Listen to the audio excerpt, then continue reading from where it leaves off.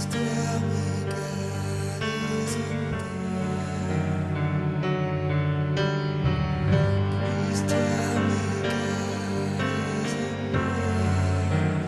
was pretty glad to be, have time away from religious people in general, so I began studying like crazy out by that lake with the dogs. And I found a temp position at an insurance company as a help desk technician's assistant, where I was supposed to be learning on the job, but I didn't really end up learning much. And at one point at work, I walked into a conversation, I really wish I hadn't, with a lovely Christian lady who was the claims receptionist. She was having it out with another employee named Ron, who I liked a lot. I thought he was a great guy, who didn't believe in God at all, as it turns out. And this is when I realized that even though I'm not an atheist, I get along with him a lot better. And so she was telling him he was in darkness and she was in the light, and light can't have anything to do with darkness, so she really can't be his friend. Okay, how precious is that? Another employee overheard this and thought the worst, because she was a white woman and he was a black man, and she thought it was a thing about race that she was talking about, and so she thought she was being a racist bitch. But no, she wasn't. She's just a religious bitch, basically. That's like a whole other story altogether, so I'm not going to, go that way. So at this point, I just finished the second version of that book I was writing for, well, it was originally supposed to be for the DPI, which is the Disciples Publishing International. The ICC had their own publishing company, to make sure that we didn't end up reading any of the wrong books. I was trying to write this for them, and the book was called Stumbling Block. Only this time, I wasn't writing it for DPI. I was writing my second version, and this time it was, basically it was going to be against churches everywhere. I was angry as hell, and, well, it wasn't really all that good, to be honest with you, but it contained the study that I, just shared with you, and a lot of other bitching, basically, and that was about it. I had it online. I showed it to Ron on my webpage one time when I was over at fixing his computer. I thought, hey, why don't you look at this? You might find this interesting. And he was very interested. Maybe a little ammo to use against her next time she decides to go super Christian bitch. So I figured he'd do this, at home, just look at it, what have you.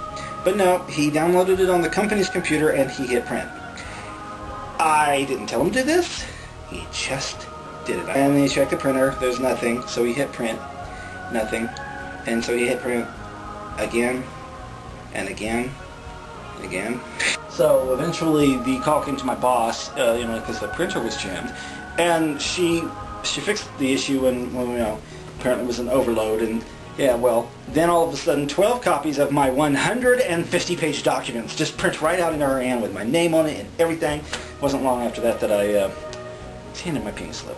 So I was unemployed for over a year and a half. So I figured, more time on the lake with the dogs. And after all, I hadn't found my kingdom yet. The answer I was seeking came to me from a very strange source. I was taught by my dogs. No, relax. It's not. It's like, I wasn't told it by them. They didn't speak to me. Like the son of Sam said that, his dog told him to kill people. No, not like that. In the same way, like one of those sappy chicken soup for the soul things, either, or, one of those little list of things that you learn from your puppy that goes along an email and nothing like that. There is absolutely nothing sappy about what I'm about to share with you. So when I moved back with my family, I had to bring Popcorn, my roommate Shih Tzu, with me because, like I said, the asshole abandoned him. And there were 2 other dogs already there. Milo, he's actually still with my family, and Popcorn met him immediately and tried having sex with him nonstop for several days. Great, it drove Milo up the wall. So now I've got a gay dog. Super.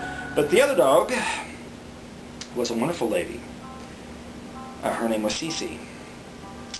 She had a pretty bad story. When my family moved into the new place, they said that there had already been a doghouse on the property when they first moved in. And they figured Milo could use it, but naturally he never did. You know how it goes. When the first winter came to them there, it was apparently a pretty bad one, very, very cold one. And suddenly they look out and they notice that CiCi was in it. And, they'd never seen her before. So, it turned out that she belonged to the neighbors. She was, the neighbors belonged to her, I guess you could say. She was shivering in the snow, frozen solid, and it was raining and it was cold. And apparently she wouldn't budge when my family tried to get her to come inside and where it was warm. So since I couldn't get her to move at all, they brought blankets out to her to stay warm. And she looked a lot like an Irish setter, I guess. Didn't matter, she was beautiful. She was a mirror image of myself when you looked at her on the inside. See, she was terrified, damaged, hurt, scared of everything. She was very weak. But I was feeling the exact same thing. It was obvious our neighbors abused her terribly. And having gotten to know them for the low-life assholes that they really are, it wasn't surprising. They kicked her out in the coldest of times, and she just lay in her doghouse, giving it all hope. And eventually my family, they were finally able to take her in, but she stayed under the coffee table all the time. She never wagged her tail. She never did much of anything. She never begged for food. She wasn't a dog. She was a dead shell of an animal. She came out to eat, and to go outside to do her business. But she'd escape back under the table and lay there like she was just completely defeated. I knew exactly how she felt. I was doing the same thing. I was basically staying in my bedroom all the time. My family had friends that they never knew I even existed until one day I came out and, they're like, "Who are you? Get out! You're breaking in."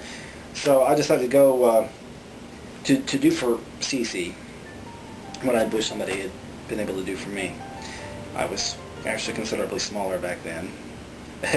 Well, by quite some bit. I was able to fit under that same coffee table, so I joined her. Stayed down there for long periods of time, and I'd pet her, let her know how much I cared, how much I felt for her. She didn't fight it, of course, but all doggies want loving. I think even if they can't show it, I think same is true of pretty much all of us. In time, she came to stop, wincing, and when I reached up to rub her ears or pet her in some way, so she was no longer afraid that I was going to hurt her. Finally, she started to feel safe. I never let her see the anger inside that I had towards the ones that had done this to her.